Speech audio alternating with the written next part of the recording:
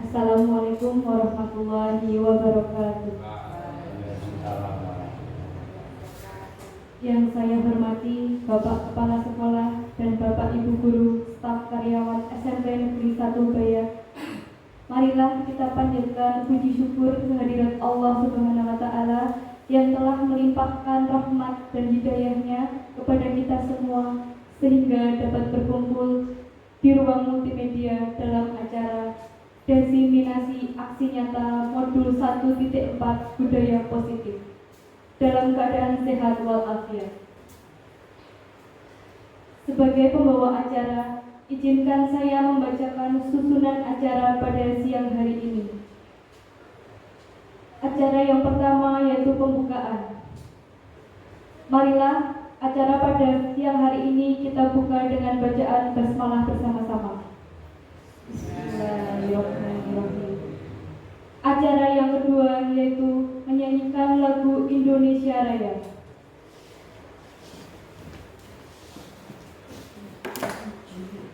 Peserta dimohon berdiri.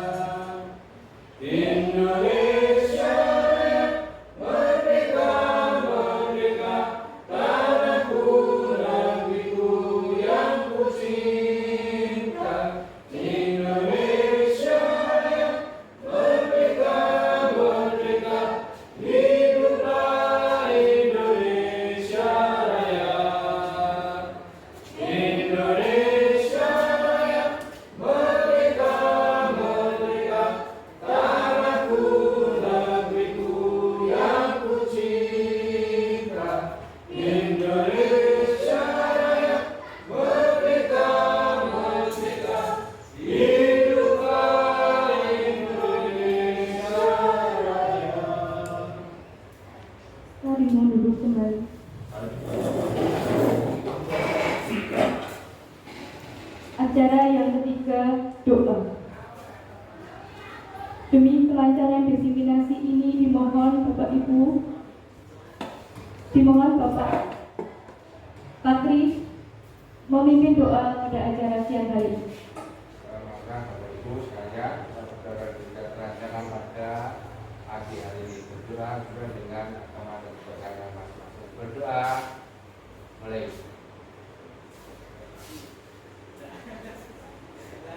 Doa selesai.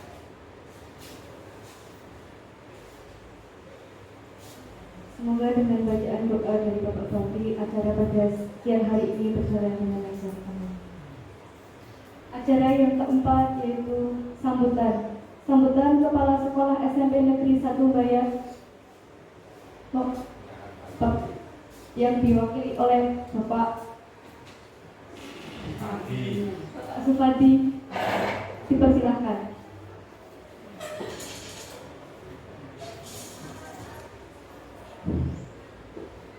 Assalamualaikum warahmatullahi wabarakatuh. Bapak Ibu sekalian dan rekan-rekan semuanya, ini tidak lupa yang pertama marilah kita selalu mengucap syukur kepada yang Ilahi atas segala nikmat yang telah diberikan kepada kita sekalian, sehingga pada kesempatan pagi ini kita bisa berkumpul bersama. Insya Allah nanti dapat menyelesaikan kegiatan desimasi dari program guru penggerak pada pagi hari ini. Kemudian tidak lupa saya mohonkan izin dari Bapak Kepala Sekolah yang hari ini tidak bisa hadir karena suatu kepentingan yang tidak bisa ditinggal. Maka saya mewakili beliau, mudah-mudahan nanti bisa diterima dan tidak berakibat buruk pada kegiatan ini. Bapak sekalian, untuk sekolah sangat berterima kasih atas adanya kegiatan ini dan bersyukur juga karena sekolah kita itu ada beberapa guru penggerak yang sangat berdampak positif terhadap kegiatan-kegiatan yang ada di sekolah. Jadi sekolah hanya bisa memfasilitasi dan mendorong kepada Bapak Ibu guru sekalian, mudah-mudahan nanti yang lain itu segera menyusul untuk mendaftar dan diterima lolos sebagai guru penggerak. Untuk hari ini adalah program diseminasi atau pembebasan dari guru penggerak Bu Hani dan Ibu Ari Haryanti. Semoga kegiatan ini membawa dampak positif pada Bapak Guru sekalian yang nanti imbasnya akan berdampak kepada pendidikan di SMP 1 Bayat pada khususnya dan umumnya di pendidikan secara umum di Indonesia. Bapak Ibu sekalian, sekali lagi sekolah hanya memfasilitasi dan saya ucapkan terima kasih atas jalannya kegiatan ini nanti.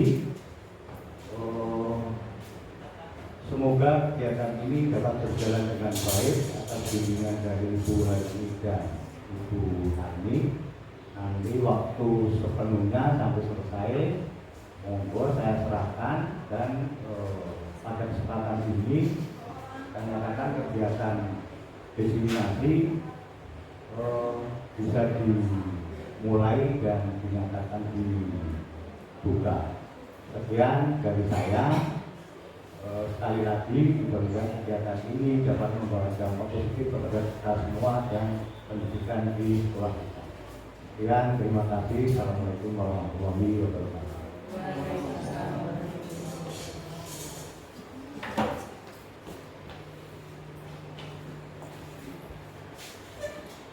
Acara yang selanjutnya penyampaian materi oleh Ibu Harmi SPD selaku calon guru penggerak angkatan 10. Waktu dan tempat saya persilahkan. Assalamualaikum warahmatullahi wabarakatuh. Waalaikumsalam. Alhamdulillahirabbil alamin. Kita panjatkan puji syukur kehadirat Allah Subhanahu wa taala yang mana pada siang hari ini kita telah diberikan kesehatan, kenikmatan serta hidayah dan inayahnya sehingga pada siang hari ini kita bisa berkumpul untuk mengikuti diseminasi calon guru penggerak angkatan 10. Yang terhormat Bapak Kepala Sekolah dan yang terhormat Bapak Ibu guru, karyawan dan karyawati yang saya banggakan, ya, untuk siang hari ini kita akan memaparkan terkait dengan aksi nyata modul budaya positif, yaitu modul 1.4. Langsung saja terkait dengan materi. Nah, sebelum masuk ke materi, perkenalkan ini fasilitator saya, Dinda Ratna Nena Devi.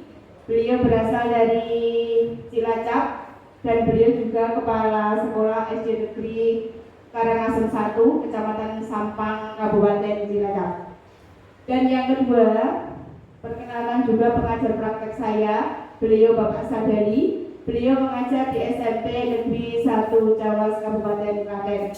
Nah, ini mungkin ada mantan muridnya Bapak Sadari, yaitu Pak Surya. Pak Surya, ya, beliau guru matematika.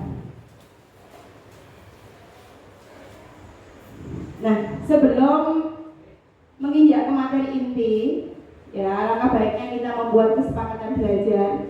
Nah, jadi biar kita tetap kondusif, tetap nyaman dengan adanya kesepakatan belajar. Mungkin ada yang Bapak Ibu guru mau berkenan untuk memaparkan terkait dengan kesepakatan belajar. Monggo saya persilakan.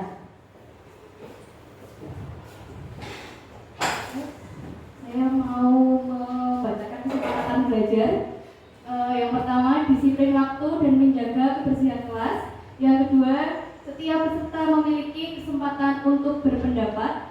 Yang ketiga, saling menghargai dan menghormati. Yang keempat, jika salah satu peserta berbicara, yang lain mendengarkan. Yang kelima, berpendapat setelah dipersilahkan. Yang keenam, berpartisipasi penuh dan aktif berkolaborasi. Yang ketujuh, mengikuti sesi kelas dengan perasaan yang gembira. Terima kasih Bu Ana telah membacakan kesepakatan belajar. Mungkin dari kesepakatan belajar yang saya buat, mungkin ada yang ditambahkan atau dikurangi. Bu Jeki, ditambahkan atau dikurangi Bu, atau cukup dengan seperti ini? Ya, terima kasih Bu Jeki. Jadi kesepakatan kelas ya yang terdiri dari satu, ya, poin dari nomor 1 sampai 7 sudah dibacakan. Nah, di sini ada pantun Bapak Ibu, ya. Jadi biar kita tetap sebagai guru itu kita tetap semangat, ya, tetap membersamai dengan murid kita. Maka di sini saya akan bacakan pantun. Beli duku di pasar Babat. Rencananya dibuat selat. Cakep. Seperti Pak Ilham ya. Jadi guru yang bermartabat, cocok, agar selamat dunia dan akhirat. Ya, memang Bapak Ibu, kita sebagai guru itu juga di dalam hadisnya thalabul ilmi fardhun 'ala kulli muslim ya. Ya itu. Jadi nanti ketika kita memaparkan materi dengan anak, dengan siapa saja di dunia maupun di akhirat, itu akan diangkat derajatnya. Ya, amin. Berikutnya, nah, biar kita lebih rileks sejenak, biar kita bisa fokus pada materi yang saya sampaikan. Nanti mohon Bapak Ibu bisa melihat mindfulness yang saya tampilkan. Boleh dengan memejamkan mata, boleh dengan membuka mata, ya. Jadi nanti biar kita lebih rileks.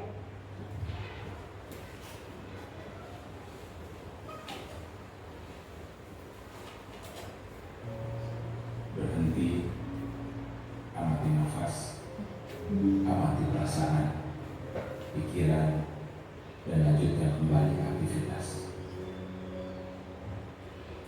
Mari kita stop sejenak dari kegiatan apapun yang dilakukan saat ini. Mari istirahatkan sejenak fisik dan mental selama kurang lebih 3 menit saja. Sebelum mulai, silakan Bapak Ibu duduk senyaman mungkin. Bapak Ibu bisa menggeser posisi duduknya agar lebih nyaman. Cobalah duduk tidak membungkuk, tetap tegak, tetapi kedua bahu tetap rileks. Ya, seperti itu. Mari rasakan kursi yang menopang tubuh Anda. Rasakan kedua telapak kaki bertumbuh pada lantai. Silakan letakkan tangan pada pangkuan atau di atas meja. Relax. Kemudian silakan pejamkan mata. jika merasa nyaman, atau cukup arahkan pandangan ke bawah. Relax. Amati nafas.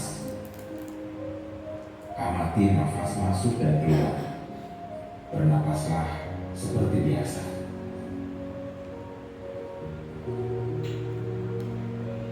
Saat bernapas, rasakan udara masuk dan keluar melalui lubang hidung.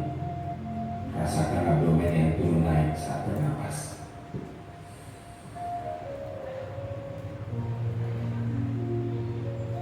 Mari napas ini pelan dan dalam.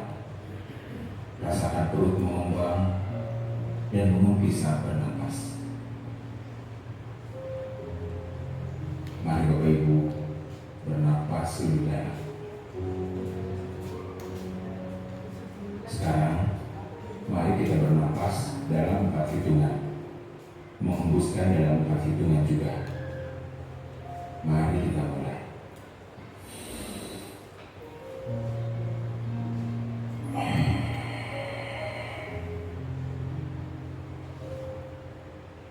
Amati tubuh yang terasa lebih rileks saat mengeluarkan napas. Mulai dari otot wajah, sekitar dahi, kelopak mata, pipi, rahang, dan dagu. Kemudian kedua bahu, lengan atas, dan jari jemari Anda. Amati nafas yang lebih tenang dan pelan. Amati perasaan Anda saat ini. Tarik nafas, tahan 4 detik, keluarkan dalam 4 detik. Amati pikiran Anda saat ini. Apakah yang Anda pikirkan saat ini? Apakah pilihan yang akan Anda lakukan setelah ini?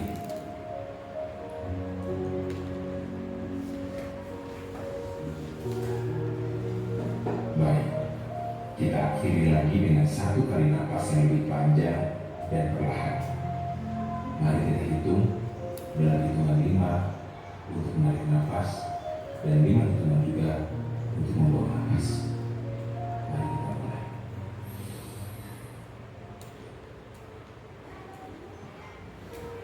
Mari lepaskan.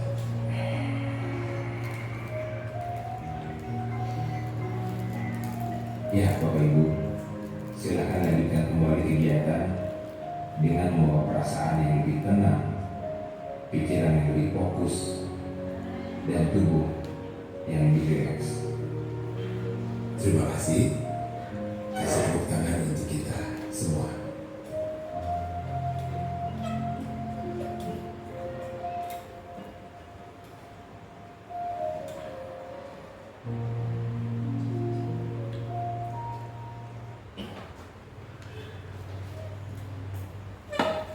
Alhamdulillah sudah rileks, sudah tenang ya Bapak Ibu. Jadi dengan adanya mindfulness ini kita tetap fokus dengan materi apa yang saya sampaikan ya. Tetapi kita juga tetap tidak lupa ada kata semangatnya yang telah bersamai kami. Tetapi sebelum masuk ke materi saya mau membacakan terkait dengan tujuan diseminasi terkait dengan calon guru penggerak angkatan 10. Jadi terkait diseminasi ini bahwa tujuan saya yang pertama, guru dan siswa bisa menerapkan budaya positif baik di sekolah maupun di kelas. Terus yang kedua, baik Bapak Ibu guru maupun siswa bisa membuat keyakinan yang dibuat secara kolaboratif dan tentunya tanpa adanya paksaan. Terus yang ketiga terkait dengan siswa bahwa ketika menerapkan budaya positif dan menerapkan keyakinan kelas itu tumbuh dari dalam diri siswa terkait dengan motivasi intrinsik yang ada pada diri siswa masing-masing. Nah itu sedikit tujuan dari saya. Terus berikutnya materi paket modul 1 saya akan ulas sedikit terkait dengan modul 1 ya. Yang pertama, refleksi filosofi pendidikan nasional Ki Hajar Dewantara. Yang kedua, nilai-nilai dan peran guru penggerak. Yang ketiga, visi guru penggerak. Dan yang keempat, disiplin positif. Nah, berikutnya, bahwa tujuan pendidikan menurut Ki Hajar Dewantoro menuntut segala kodrat yang ada pada anak-anak agar mereka dapat mencapai keselamatan dan kebahagiaan yang setinggi-tingginya, baik sebagai manusia maupun sebagai anggota masyarakat. Bahwa kita sadar Bapak Ibu bahwa anak sejak lahir sudah memiliki kodrat masing-masing dan sudah memiliki karakter masing-masing. Kita sebagai guru tinggal menuntun, membimbing anak tersebut ke arah yang lebih baik, sehingga anak tersebut menjadi anak yang generasi yang luar biasa. Jadi di sini ya tujuan Ki Hajar Dewantoro ini harus betul-betul kita terapkan, yang menuntun kodrat anak. Nah, ini Bapak Ibu, bahwa kodrat itu sudah dimiliki anak, maka kita bisa menerapkan trisentra. Bu Ari mana nih? Oh, Bu Ari baru ke toilet. Oh ya. Jadi bahwa trisentra ya pendidikan terkait dengan tujuan Ki Hajar Dewantoro. Trisentra itu apa saja, Pak Ilham?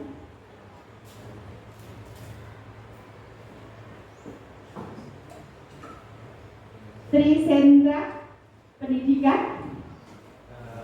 Yang pertama,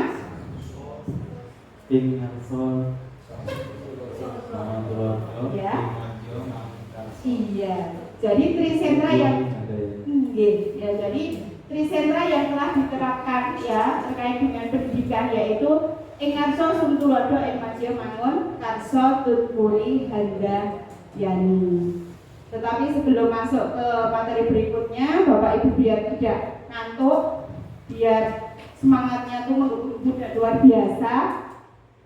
Ini saya beri kertas, di mana kertas itu nanti tolong Bapak Ibu menggambarkan makna atau kalimat yang makna atau kalimat atau gambar tersebut memiliki apa ya namanya tujuan. Okay? Jadi saya bagikan satu persatu.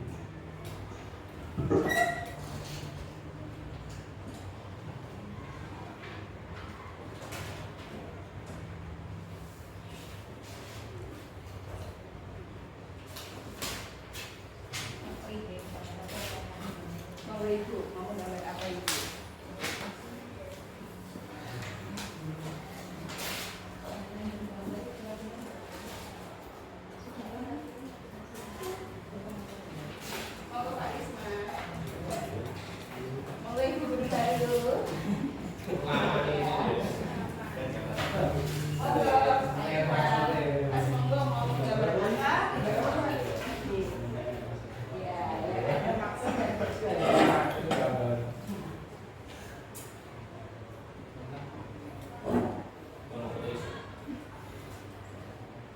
Pak Risma.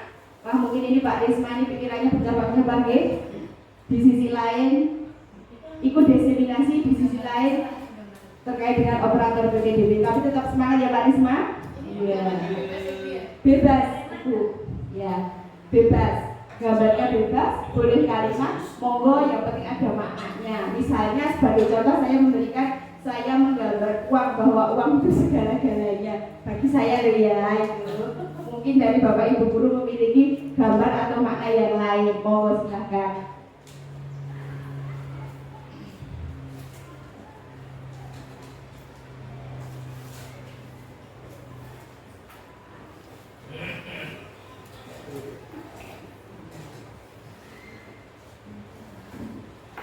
Sudah Pak Khalid, luar biasa.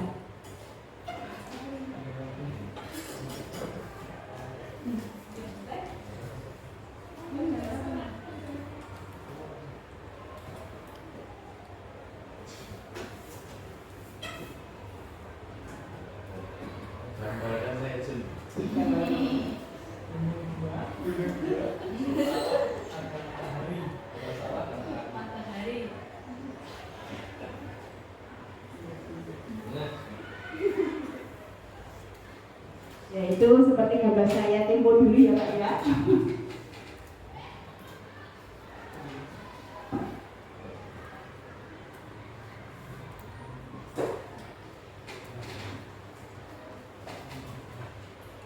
Sudah Bapak Ibu? Ya, ini nanti tolong setiap Bapak Ibu memaparkan sambil berdiri ya, apa yang panjenengan gambar itu memiliki maksud dan tujuan apa. Monggo mulai dari Pak Bakri. Ya. Ini selaku guru pengajar praktek juga yang sangat luar biasa. Ya. Gambarnya apa ya Pak Bakri? Suku. Nganggur itu kalau mau berpikir pasti menggunakan rokok. Rokok itu ada yang punya tingkat tapi dari pendidikan memang kita tidak boleh. Bukan berarti rokok itu menjadi inspirasi menurut saya.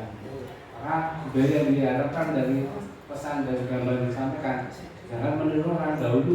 Kalau dulu mencari inspirasi dengan rokok, kalau murid tidak boleh mencari inspirasi dengan rokok. Dulu. Ya, terima kasih.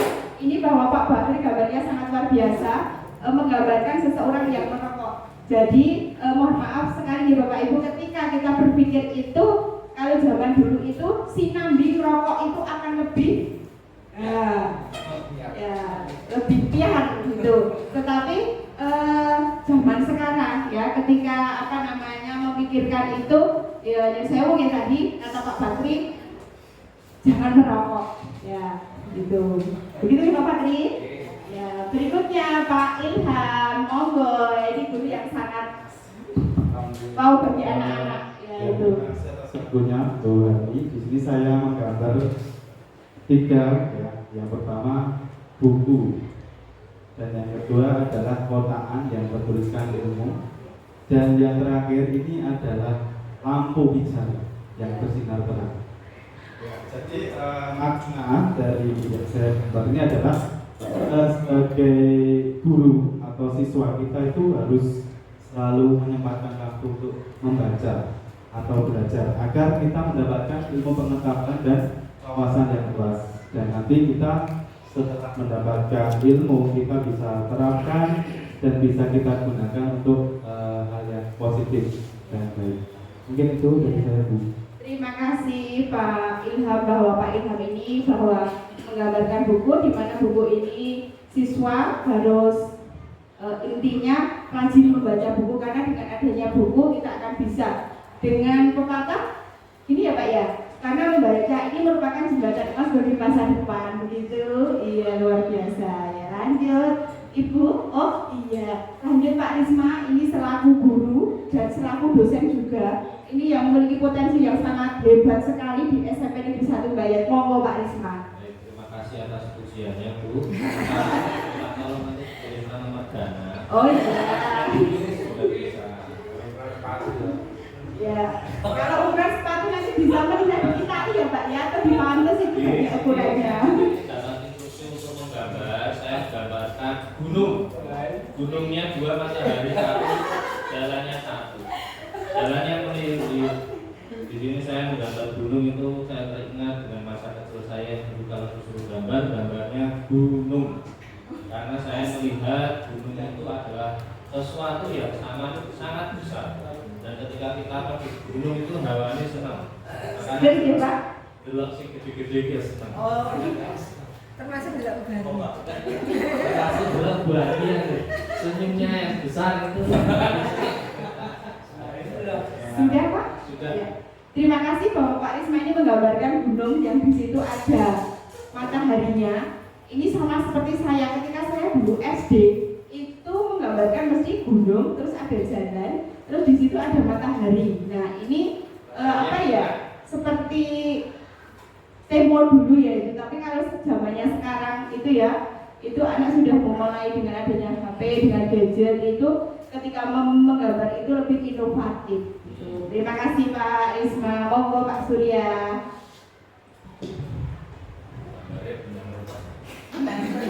Jangan sebut ya Pak ya. Karena sudah siap kata Pak Risma. Di sini saya menggambar rantai yang terhubung.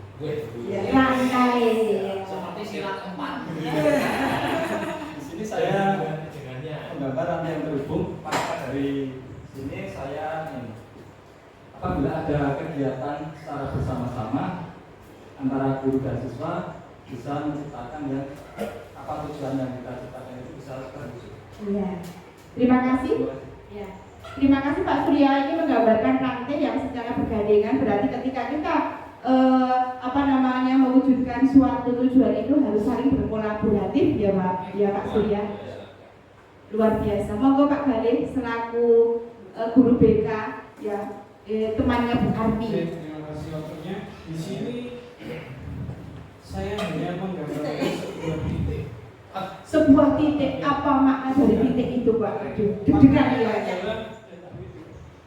Segala sesuatu yang kita lakukan itu berawal dari sebuah titik, dan kita akan mengakhirinya juga dengan sebuah titik. Sebuah titik. Ya. Mungkin banyak yang bertanya-tanya, kenapa kok titik? Iya. Kenapa nggak cukup? Ya. Sebagai contoh Pak, mungkin contoh ke peristiwa. Peristiwa. Iya. Sekarang saya berada di titik sekarang. Iya. Yaitu saya menjadi seorang guru di SMP negeri. Iya. Bukan suatu yang kebetulan. Saya dulu pernah mengajar juga, kemudian sempat memutuskan untuk rehat menjadi seorang guru. Tetapi saya kemudian berpikir,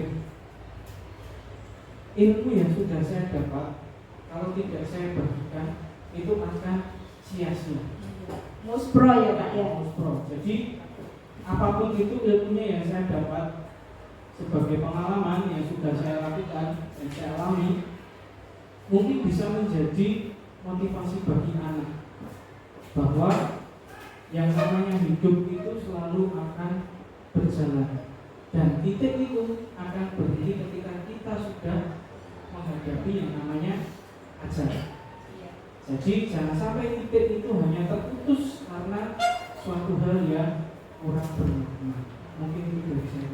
Terima kasih bahwa kita melaksanakan sesuatu itu diawali dengan titik, dan kita menyelesaikan sesuatu itu diakhiri dengan titik juga. Jangan sampai di tengah jalan titiknya nih Pak.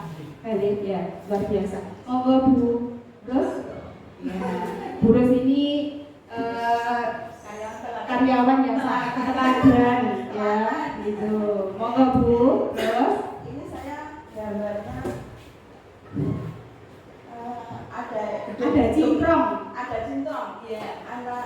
Ini gedung sekolah dan ini cintrong keluarga. Jadi antara sekolah dan keluarga itu ada kerjasama. Jadi anak-anak itu tidak dipasrahkan sekolah itu. Jadi antara ada pendidikan dari keluarga. Terima kasih. Bahwa ketika mendidik anak itu tidak hanya sepenuhnya dari Bapak Ibu guru yang ada di sekolah, jadi bahwa yang namanya keluarga itu juga ikut berperan aktif dalam mendidik dan membimbing anak kita. Selanjutnya Bu Jeki. Nah ini Bu Jeki ini selaku teman saya, selaku bude saya, ya, dan selaku senior saya yang selalu membimbing kita. Saya ingat waktu itu, saya itu kan mapelnya biologi. Lah kok Pak Bedunduk kan ngajar IPA, tak yuk kaget. Maka ketika saya itu tidak bisa, saya langsung kamarnya ke Bu Jenny. Bu, seperti ini gimana ya? Bu, dengan mau seperti ini pripun ya? Gitu. Jadi ini guru yang sangat luar biasa sebagai teman, sebagai bude dan sebagai guru senior saya. Monggo Bu Jenny. Waalaikumsalam warahmatullahi wabarakatuh. Saya hanya gambar ini. Ini adalah apa Bu? saksi oke. Oh iya.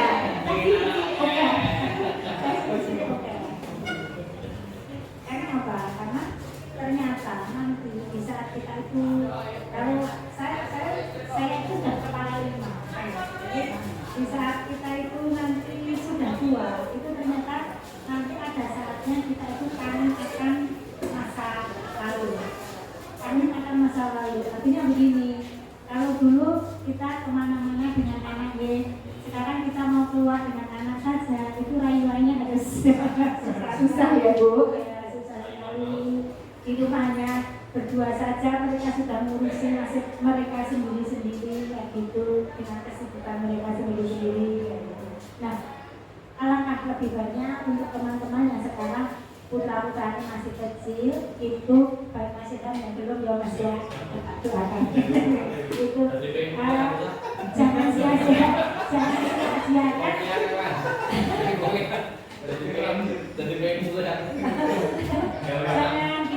Jangan sia-siakan kebersamaan Bapak Ibu semua itu dengan putra-putra penjenengan maupun putra-putri anak didik kita gitu. Itu nanti suatu saat kita akan merindukan masa-masa itu. Oke? Terima kasih sejauh luar biasa bahwa kita itu jangan sampai lupa dengan anak didik kita, bahwa apalagi kita mengingat yang kita mempunyai anak kecil ya seperti Pak Risma itu ya, seperti saya sendiri, kita harus mengingatnya dan kita harus bisa membersamainya suatu saat itu ketika kita leyeh-leyeh itu mesti akan ingat. Nah itu. Monggo terakhir Bu Ana. Assalamualaikum warahmatullahi wabarakatuh. Ya waalaikumsalam. Saya menggambar jam. Kenapa saya menggambar jam? Jam itu waktu ya. Jadi kita harus menghargai waktu. Dimanapun waktu berada. Di masa kita sekarang menghargai waktu sekarang, waktunya untuk belajar, waktunya untuk sholat, waktunya untuk hal-hal yang lainnya lagi seperti itu.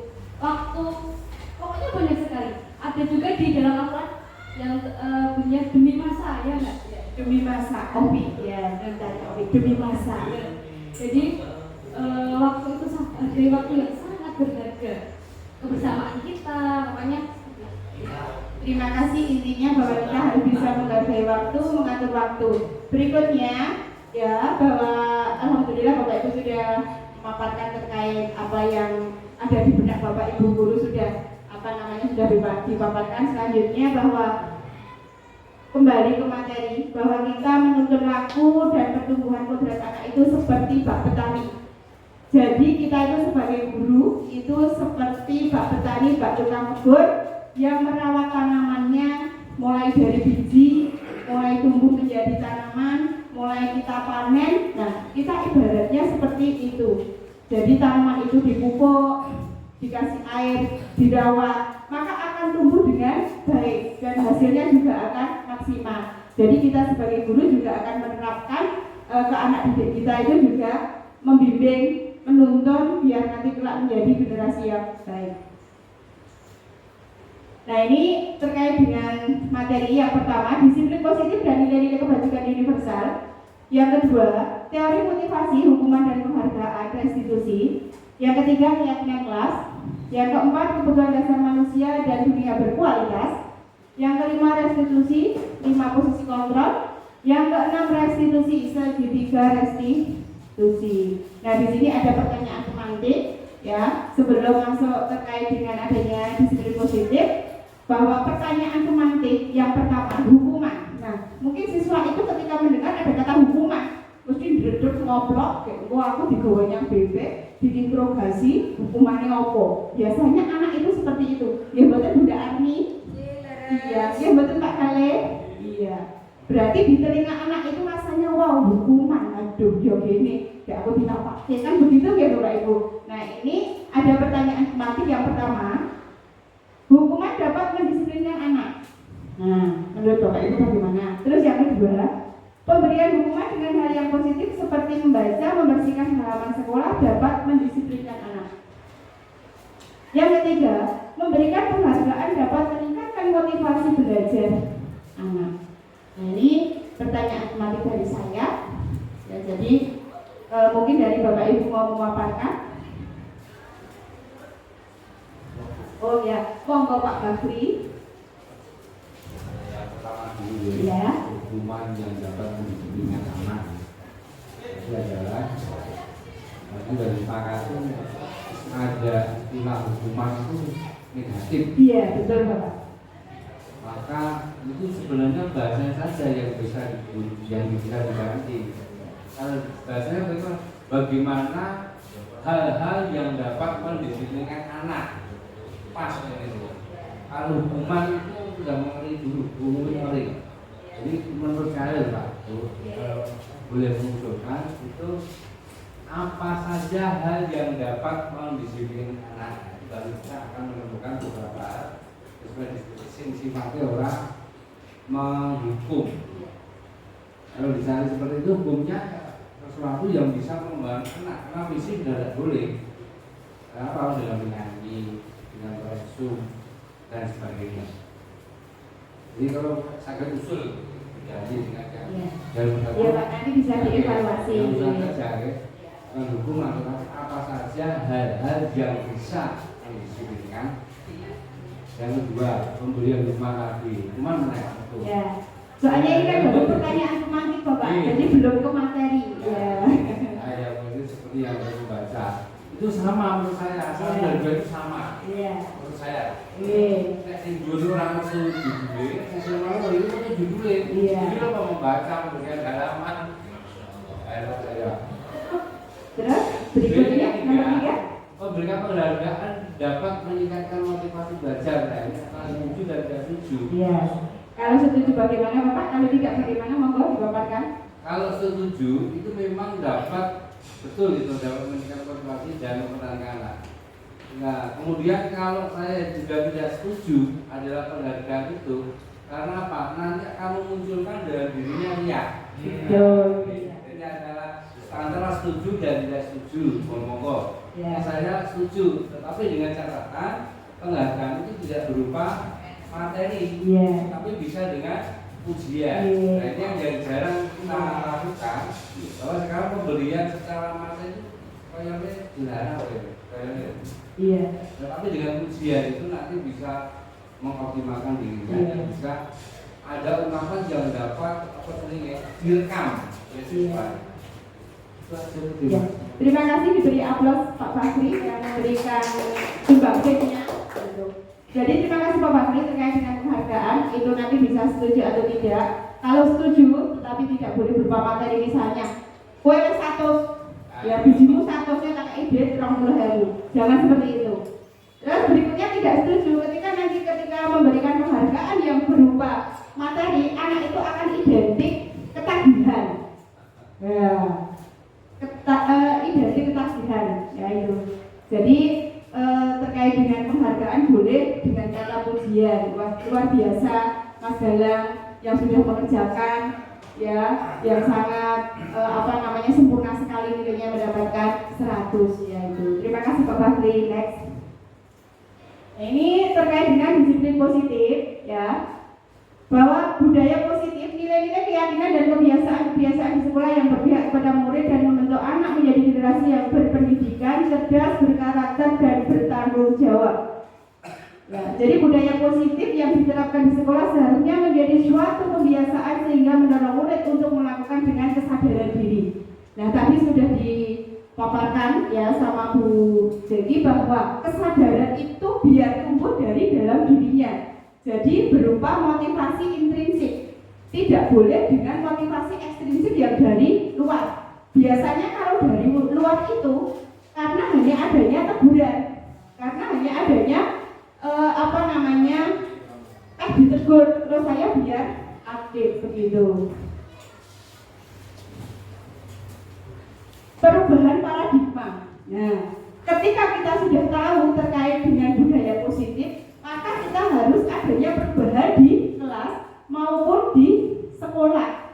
Terkait budaya positif banyak sekali bahwa di sekolah kita SMP Negeri 1 Bayar sudah menerapkan budaya positif, ya, sudah menerapkan budaya positif, ya. Contohnya saja, ya, ketika Bapak Ibu guru piket pagi, nah, ketika Bapak Ibu guru piket pagi, Bapak Ibu guru sudah rawuh di SMP kita ini dan sudah mangkal di depan pintu gerbang sejak jam 6:30.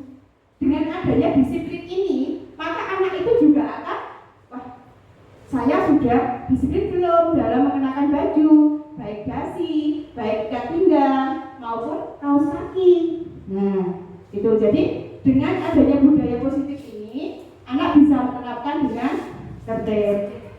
Berikutnya, nah, perubahan paradigma. Nah, perubahan paradigma paradigma ini harus mengetahui posisi kontrol mana, bahwa kita itu sebagai manajer atau sebagai teman atau pembuat merasa bersalah. Nah ini nanti Bapak Ibu guru harus bisa menerapkan sebagai manajer. Di situ ada masalah, di situ ada solusi, di situ ada perubahan. Ya. Oh, Pak, terima kasih. Berikutnya perubahan paradigma teori kontrol. Nah, teori kontrol ilusi. Nah, ilusi itu apa tadi yang guru bahasa Indonesia? Ilusi bayangan, gambaran. Nah, ilusi guru mengontrol murid. Wajib ya. Jadi ketika menjadi guru jangan hanya langsung di dalam kelas menyampaikan materi. Assalamualaikum warahmatullahi wabarakatuh. Buka bukunya, kerjakan, nanti dikumpulkan. Kita harus mengontrol murid di dalam kelas itu bagaimana karakter anak, bagaimana kita melihat anak itu disiplin atau tidak. Karena yang saya uji Bapak Ibu, fenomena zaman sekarang itu anak itu sulit diatur. Mungkin apa nggih Bapak Ibu? Iya. Jadi yang saya mau kaya sebut sitone mboten wonten gitu loh. Nah, kalau zaman saya dulu ketika ada Bapak Ibu guru itu harus menunduk Pak Bu lah sakniki niku. Nah, maka kita harus membudayakan budaya positif dengan cara menerapkan 5S: tegur, sapa, senyum, salam. Oke. Terus ilusi yang kedua bahwa mengkritik dan membuat orang merasa bersalah dapat menguatkan karakter. Nah itu, jadi ketika menegur, nah itu akan menguatkan anak. Oh kok saya ditegur Bu Harni, apa ya sing kekurangan pada diri saya. Oh ternyata kaos kakiku sing tak buki kuwalik. Nah, sing tak buki kleru werna. Nah, ternyata aku tidak pakai dasi. Nah itu. Oke, berikutnya. Nah, perubahan paradigma stimulus respon teori kontrol. Nah, ada stimulus respon, ada teori kontrol. Nah, ini lanjut. Berikutnya, apa toh disiplin yang sebenarnya itu? Mungkin Pak Risma bisa memaparkan. Monggo Pak Risma selaku guru dan dosen. Ya, monggo Pak. Disiplin yang sebenarnya itu adalah sesuatu hal yang kita bisa membuat orang menggali potensinya menuju tujuan apa yang dia hargai. Jadi ketika kita disiplin, berarti kita sudah berubah menjadi seseorang yang mendapatkan kepatutan. Iya. Iya. Jadi kata disiplin ya itu berarti belajar. Dengan kata belajar kita seolah-olah sudah mendapatkan kepatutan ya Pak ya. Ya disiplin, baik disiplin waktu ya. Ketika kita bisa membagi waktu, contohnya ketika kita mau upacara saja kita harus membagi waktu jam upacara ini jam 3 ojo sampai telat. Gitu nih Pak. Ya. Intinya patut wangun. Ya, pakaiannya juga patut, tidak pakaian yang feminim kok di sekolah. Tidak boleh. Berikutnya, nilai-nilai kebajikan. Nah ini terkait dengan materi IPS ya Bu Ari. Nilai-nilai kebajikan universal. Nah, jadi nilai-nilai kebajikan universal itu sifat-sifat positif manusia yang merupakan tujuan mulia yang dicapai setiap individu. Nah, jadi nilai-nilai kebajikan universal itu nanti kita bisa menerapkan nilai-nilai kebajikan itu ke dalam profil pelajar Pancasila. Apa Bu Ari dimensi dari profil pelajar Pancasila? Ngawon saja Bu Ari, apa yang kau bayangkan Bu Ari? Oh, bukan Pak. Oh, bukan pakaian dia. Apa Bu Ari? Make dulu. Monggo Bu Ari dipaparkan. Beriman, bertakwa. Ya. Itu sudah dibantu sama kepala sekolah. Bernalar kritis, berkebinekaan global, gotong royong, mandiri, kreatif, beriman dan bertakwa. Mohon maaf Bu Ani sudah menerapkan terkait dengan dimensi tersebut. Ada yang sudah coba Bu, kalau yang sudah itu dimensi yang mana ya Bu ya? Terutama yang gotong royong. Iya, gotong royong. Contohnya, Ya. mahasiswa kalau dulu piket bareng-bareng menyapu kelasnya, membersihkan ruangannya, menata rapi. Baik. Kalau menyelesaikan soal kan Ya. Kalau mengerjakan soal bareng-bareng begitu Bu? Oh, itu PR juga. PR. Ya, itu. Jadi pembina mandiri. Sudah cukup? Ya, ini alhamdulillah sudah ada beberapa guru yang sudah melaksanakan profil pelajar Pancasila. Ya, contohnya tadi gotong royong Ibu Ani. Itu. Berikutnya, nah ini yang sudah diterapkan di SMP kita, ya. Nilai-nilai kebajikan universal yang bisa kita terapkan dalam pembelajaran, baik di kelas maupun di sekolah. Yang pertama, terkait dengan pembelajaran yang ada di dalam kelas. Anak itu identik jangan istilahnya guru jangan mengajarkan cara monoton. Nek monoton itu guru nerangke, murid guru ngokke. Bisa jadi anak itu satu ngantuk, dua baik peta, tiga mesti jenuh, empat paling blosor. Nah, itu. Jadi sebisa mungkin guru itu sangat inovatif ketika memberikan strategi pembelajaran di dalam kelas. Sekarang banyak ya, ada diskusi, ada learning style innovation, terus ada pertanyaan secara lisan, banyak sekali. Jadi bisa menghidupkan anak di dalam kelas. Berikutnya sholat duha. Nah, alhamdulillah sekali di SMP kita sudah melaksanakan sholat duha dengan tertib, dengan disiplin, ya, bahwa yang melaksanakan sholat duha yang beragama Islam, nanti yang non Islam akan dibimbing sama Pak Galih di lobi. Jadi sudah berjalan dengan tertib, dilaksanakan minggu yang ketiga. Ya, terus berikutnya, nah ini kebersihan. Nah, kebersihan itu juga sudah dilaksanakan setiap minggu yang kedua. Ya, kebersihan, baik kebersihan di kelas maupun kebersihan di sekolah. Terus berikutnya upacara. Nah, upacara itu dilaksanakan setiap hari Senin, ya. Tetapi hari besar juga melaksanakannya. Ya, terus berikutnya piket pagi, ya. Terlihat sekali, ya, Pak Balai sudah di depan gerbong, Bu Arni, ya, itu sudah di depan gerbong. Nah, ini sudah menerapkan budaya positif. Terus selain pendidikan formal, di SMP Negeri 1 Bayat itu juga menerapkan pendidikan informal, yaitu ekstrakurikuler. Ya, yang pramuka dipandu sama Pak Risma, yang OSN Olimpiade Sains sama Bu Jeki, yang ekstra saya sendiri, yang BTV sama Pak Bakri, yang Pak Surya itu futsal ya Pak Surya. Nah itu sudah diterapkan. Sudah ya, kita lanjut ke materi berikutnya. Teori motivasi hubungan dan penghargaan restitusi tadi terkait dengan pertanyaan pemantik itu terkait dengan hukuman, ya, terkait dengan penghargaan juga, dan nanti yang harus kita terapkan di sekolah itu restitusi. Di situ ada masalah, di situ ada solusi. Jadi di situ ada motivasi eksternal. Motivasi eksternal. Oke.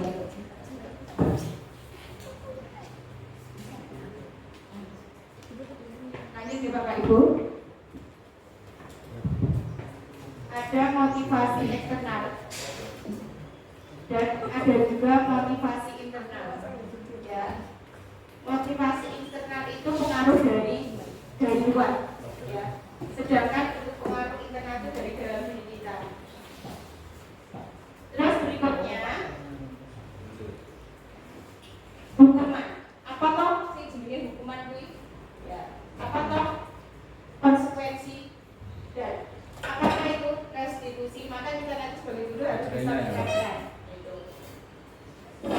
Terenya Ganti lagi. iya, terenya soalnya kan direkam.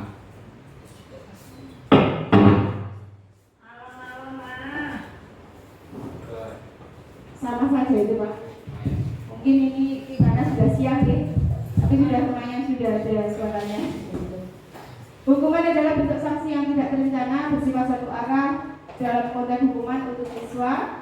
Siswa hanya menerima suatu hukuman tanpa suatu kesepakatan. Jadi hukuman itu tidak ada kesepakatan.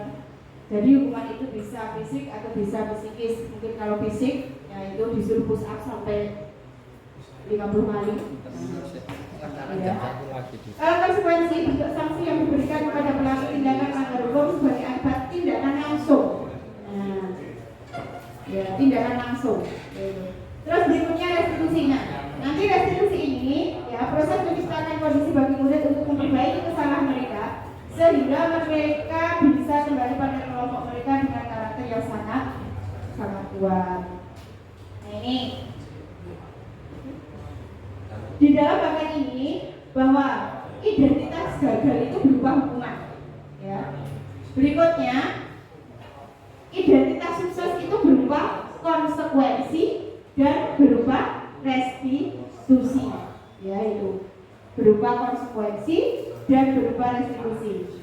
Nah ini, jadi ini ya tindakan ya sebagai contoh hukuman dan konsekuensi misalnya mencatat 100 kali di dalam buku kalimat saya tidak akan terlambat lagi karena terlambat ke sekolah. Nah ini saya ingat sekali ketika itu saya diajar Pak Widoyo. Ingat ya Bu Arni? Ya. Sangat ingat. Ya, sangat ingat sekali karena Pak Widoyo ini guru matematika saya yang sangat buta putih. Ini Bu Jeki dari Boyolali, ya istrinya dari Boyolali. Pak Widoyo itu asal Geblekar, Bu Jeki. Ya, ya Pak Widoyo asalnya Geblekar, dapat istri dari Boyolali dan ya menetap ikut istrinya. Ya.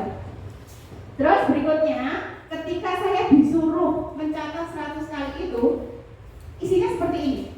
Saya tidak akan mengulangi dan saya harus mengerjakan PR. Ketika itu saya tidak mengerjakan PR matematika Bapak Ibu. Nah itu saya dihukum, terus dibawa ke BB. Ketika dibawa ke BB itu saya ngoplok. Ya betul, keringet gini keluar semua. Apalagi saya kembali lagi ke anak. Ketika anak itu punya masalah harus dirangkul, diayomi, biar anak itu mengakui kesalahannya, ya, dan anak itu mau berubah. Ya, jadi jangan sampai guru itu mengintimidasi sampai anak itu merasa ketakutan, sampai anak itu bahkan yang saya bahkan ada anak yang tidak mau masuk sekolah karena takut dengan guru ini. Itu. Terus berikutnya, nah, ciri-ciri restitusi. Bukan untuk menebus kesalahan, namun untuk belajar dari kesalahan. Orang kok nebus, tetapi kita belajar dari kesalahan. Memperbaiki hubungan. Jadi hubungan yang baik itu akan mencerminkan suatu tujuan. Tawaran bukan paksaan. Tidak memaksa nih Bapak Ibu terkait dengan restitusi itu. Jadi ketika anak itu berbuat salah, kowe kudu tak paksa, kudu ngaku. Tidak boleh. Berarti ini ada kata paksaan. Restitusi menuntut untuk melihat ke dalam diri. Aku ki yo gini toh.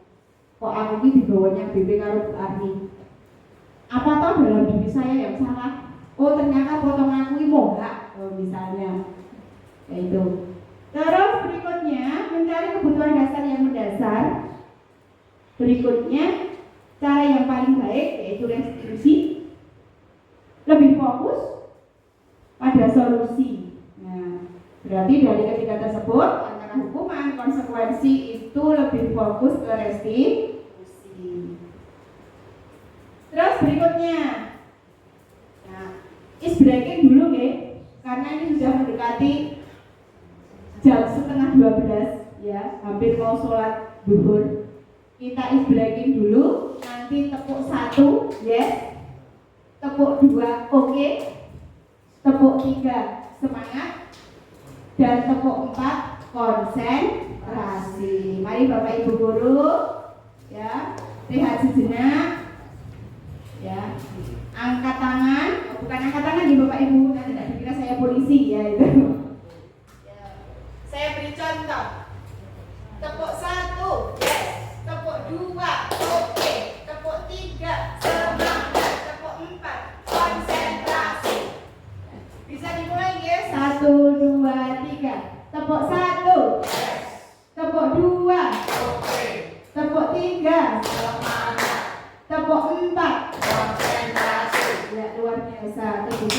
belum ngantuk ya. Soalnya tadi tak lihat itu sudah biar-biar. Nah, ini keyakinan kelas. Nah, kemarin Bapak Ibu, saya sudah membuat keyakinan kelas bersama anak kelas 8F, di mana keyakinan yang dibuat secara berkolaboratif antara guru dan siswa itu dibuat keinginan dari anak tanpa adanya paksaan, tanpa adanya harus seperti ini, tidak.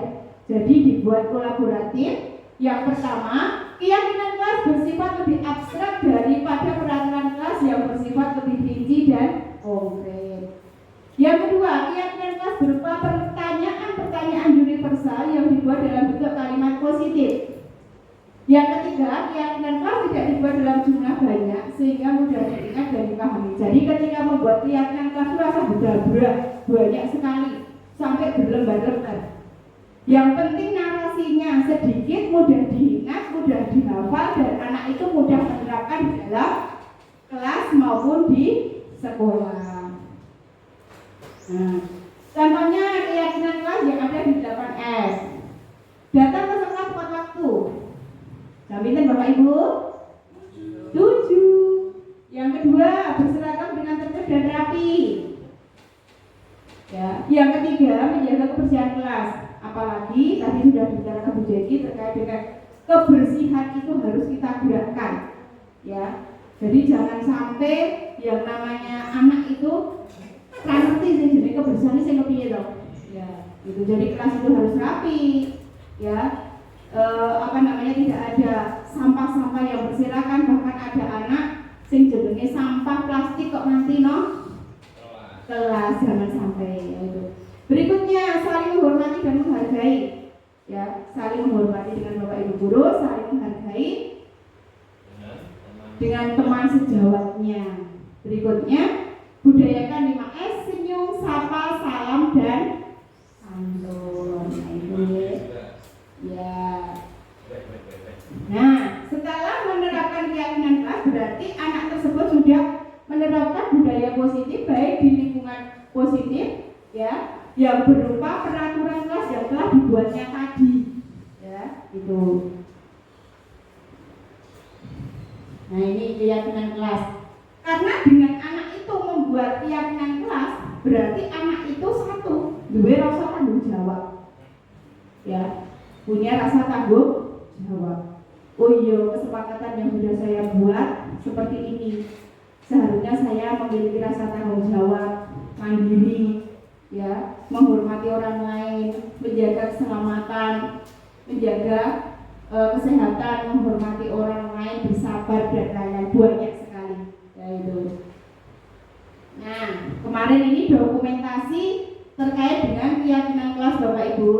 Yang pertama, saya itu memaparkan dulu keyakinan kelas, yaitu. Yang kedua, is breaking. Nah, ternyata anak itu lebih suka Bu is breaking Bu, yaitu. Kemarin itu ketika mata pelajaran unsur itu membuat is breaking yang sangat luar biasa. Ternyata anak itu ketika disuruh membuat is breaking itu lebih inovatif dan kreatif. Nah itu. Yang ketiga, setiap siswa menulis keyakinan kelas hanya satu. Misalnya harus sekolah berangkat ke sekolah tepat pada waktunya itu. Terus berikutnya menempelkan di papan. Terus saya menganalisis, Yang ketiga, menyimpulkan keyakinan yang telah disepakati bersama. Tuh. Setelah keyakinan kelas telah disepakati, maka saya sarankan bisa ditempel di dinding, nanti bisa kita baca, kita bisa mencermatinya. Nah, kebutuhan dasar manusia itu sangat perlu sekali, ya, terkait dengan bagaimana caranya kita melakukan hal-hal yang positif, ya. 5 kebutuhan dasar itu ada bertahan hidup, ya, bertahan hidup yang lebih bermanfaat tentunya, kasih sayang, nah kasih sayang bersama keluarga, kasih sayang dengan bersama murid-muridnya, nah itu. Terus kebebasan, walaupun kebebasan tapi tidak boleh bebas. sebebas-bebasnya itu jangan sampai. Bebas itu ada aturannya gitu. Kesenangan tetap happy, ya tetap happy. Terus penguasaan terhadap apa yang kita kerjakan. 5 posisi kontrol. Ada menghukum, ada membuat merasa bersalah, ada teman, ada pemantau, ada manajer. Coba, kalau kita sebagai guru, mana yang harus kita terapkan? Sebagai teman. Kalau Pak Isma sebagai teman dan manajer. Oke, mungkin Pak Fakri manajer, Fakri teman dan manajer. Oke, bisa dilihat. Nah, penghukum, seorang penghukum bisa menggunakan hukuman fisik maupun verbal. Nah, tadi sudah membuat orang merasa bersalah, biasanya guru akan bersuara lebih lembut. Kalau tadi Pak Risma memaparkan teman, guru pada posisi ini tidak akan menyakiti murid, namun akan tetap berupaya mengontrol murid melalui persuasi. Sedangkan manajer, respon yang menunjukkan tanggung jawab guru dalam posisi terakhir, yaitu kita itu harus bisa menerapkan sebagai manajer ya Bapak Ibu, posisi mentor di mana guru berbuat sesuatu bersama dengan murid, mempersilahkan murid bisa bertanggung jawab, ya, mendukung murid akan dapat menemukan solusi. Jadi tadi Pak Fakri manajer, Pak Fakri ya teman dan manajer, Pak Risma teman dan manajer itu. Berikutnya ini 5 posisi kontrol identitas gagal. Itu tadi menghindari hukuman ya Bapak Ibu, jangan sekali-kali menghukum secara fisik. Terus identitas berhasil sukses. Terus berikutnya identitas berhasil meraih dalam diri kita. Sesuatu yang kita lakukan itu harus tumbuh dalam diri kita. Nah ini yang ke-6, yang terakhir, ini segitiga restitusi. Nah, proses menciptakan kondisi bagi peserta didik untuk memperbaiki kesalahan mereka sehingga mereka bisa kembali kepada kelompok mereka. Jadi ada 3 nih. Yang pertama menstabilkan identitas. Yang kedua menanyakan keyakinan. Yang keempat validasi kebutuhan. Nah itu. Jadi menstabilkan identitas itu yang bagaimana? Untuk mengubah orang yang gagal karena berbuat kesalahan menjadi orang yang sukses. Nah ini menstabilkan identitas. Jadi orang yang gagal itu bisa apa namanya menjadi orang yang sukses. Terus validasi tindakan. Pengakuan bahwa tindakan yang salah terutama yang melibatkan individu yang terlibat dalam konflik memiliki motivasi dan akar penyebab yang dipahami. Validasi tindakan, kenapa kok kamu bisa seperti ini, itu bagaimana? Menanyakan keyakinan. Nah ini ya, konsep ini menekankan pentingnya untuk memahami keyakinan dan nilai yang mendasari tindakan seseorang dalam sebuah konflik. Nah ini segitiga restitusi ini untuk mencari pemahaman yang lebih mendalam tentang keyakinan, ya, untuk memecahkan konflik dan membangun hubungan yang positif. Jangan sampai seorang guru dengan murid ada rasa dendamnya. Wah aku dendam banget nih kalau bocah air, boleh gitu. Nah ini penerapan segitiga restitusi saya Bapak Ibu, bahwa ketika anak tidak tertib memakai seragam saya tegur. Nah ini.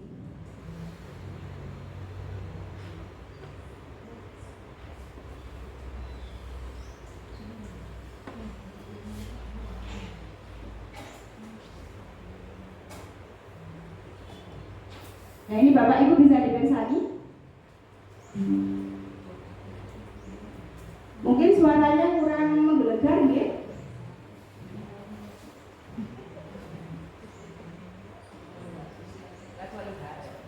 Ya ini kelas 8H Bapak Ibu.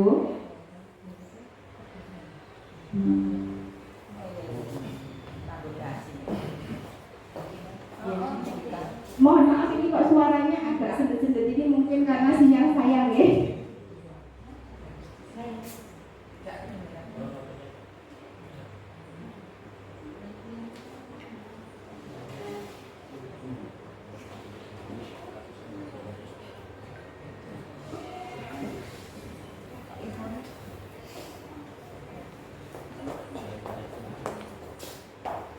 Sudah ya Bapak Ibu, itu contoh restitusi yang ada di sekolah kami ketika saya melihat anak itu tidak tertib berpakaian seragam. Terus berikutnya penerapan segitiga restitusi, ya ini anak saya suruh ke kantor ya untuk menceritakan apa yang terjadi. Ya.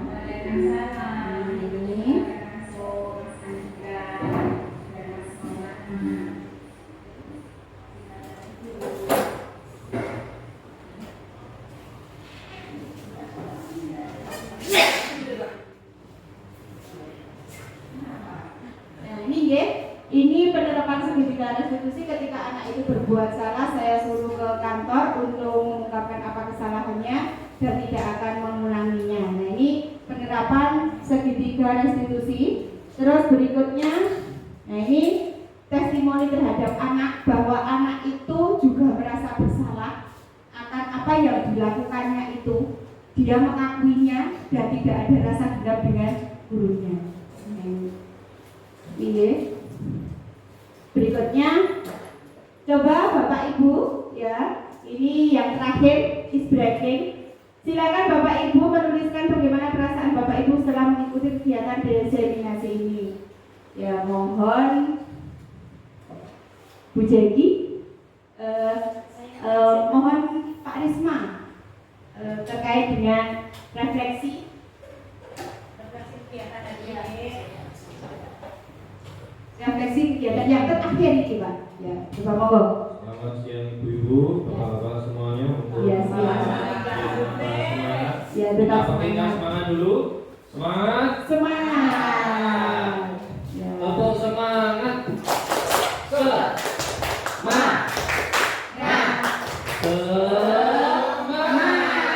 Luar biasa. Luar biasa untuk kita semua. Oke, baik, kita ucapkan terima kasih pada Bu Harumi yang sudah memberikan banyak sekali wawasan dan ilmunya untuk kita semua. Terima kasih atas diseminasi pada siang hari ini yang ternyata banyak sekali hal-hal yang perlu kita pelajari sebagai guru di SMP 1 Baya dan banyak sekali peluang-peluang untuk kita tingkatkan ke depannya. Tentu besar harapan kami untuk Bu Harmi bisa lebih bergerak, bukan hanya saat ini sebagai calon guru penggerak, akan kedepannya lagi bisa menjadi fasilitator dan kontributor untuk kita semua agar semuanya bisa ikut bergerak dan tergerak menjadi guru-guru yang profesional.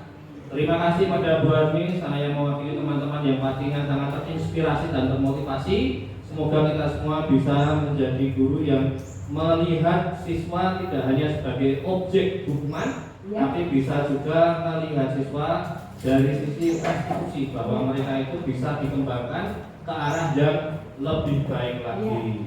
Intinya kesimpulannya bahwa kita jangan melihat siswa dari sisi negatif, dari sisi kejelekannya bahwa ada hukuman, ada kesalahan, ada hukuman, tapi ada kesalahan berarti ada peluang untuk menjadikannya lebih baik lagi. Iya. Terima kasih Pak Risma sudah lengkap sekali terkait dengan tanggapan yang sangat positif. Terima kasih. Tepuk tangan untuk Bu Harmi. Terima kasih Pak Risma atas tepuk tangannya. Besok saya balas dengan tepuk tangan yang berkali-kali ya. Iya. Terima kasih ya Bapak Ibu yang sudah membersamai kami. Semoga dengan pemaparan saya terkait dengan aksi nyata modul 1.4 bisa bermanfaat bagi Bapak Ibu semuanya. Dan saya sangat berterima kasih sekali kepada Bapak Ibu guru semuanya. Wassalamualaikum warahmatullahi wabarakatuh. Terima kasih. Yang selanjutnya yaitu penutup. Marilah acara pada siang hari ini kita tutup dengan bacaan hamdalah.